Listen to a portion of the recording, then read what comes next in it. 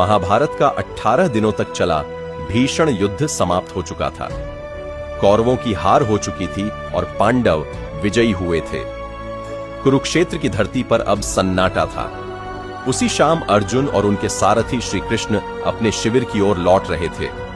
हर दिन की तरह उस दिन भी अर्जुन रथ से पहले उतरने वाले थे, लेकिन तभी श्री कृष्ण ने गंभीर स्वर में अर्जुन को रोक दिया और कहा, अर्जुन, पहले तुम अपने गांडीव और बाण लेकर रथ से उतर जाओ और रथ से थोड़ी दूर जाकर खड़े हो जाओ।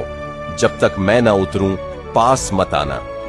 अर्जुन को यह आदेश थोड़ा अजीब लगा, क्योंकि वे तो हमेशा पहले ही उतरते थे, लेकिन आज श्री कृष्ण ने विशेष रूप से उन्हें रथ से दूर जाने के लिए कहा था।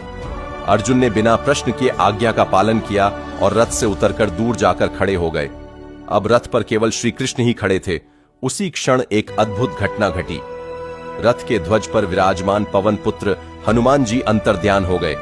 रथ को स्थिर रखने वाली शेषनाग की दिव्य शक्ति भी वहां से चली गई और जैसे ही श्री कृष्ण ने रथ से अपना चरण नीचे रखा, अचानक एक भयंकर विस्फोट हुआ।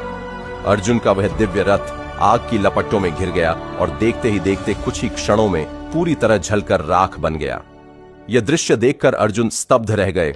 उन्होंने घबराकर श्री कृष्ण से पूछा, हे माधव, ये क्या हुआ? ये रथ अचानक कैसे जलकर नष्ट हो गया?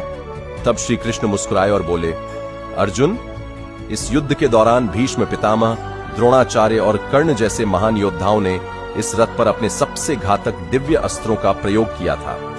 उन अस्त्रों की शक्ति से यह रथ उसी समय नष्ट हो जाना चाहिए था, लेकिन मेरी उपस्थिति, हनुमान जी के आशीर्वाद और शेषनाग की दिव्य शक्ति के कारण यह अब तक सुरक्षित खड़ा था।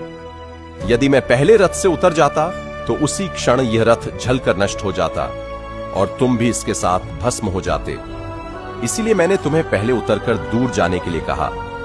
अर्जुन यह सुनकर समझ गए कि उनकी रक्षा केवल उनके पराक्रम से नहीं, बल्कि श्री कृष्ण की दिव्य कृपा से हो रही थी।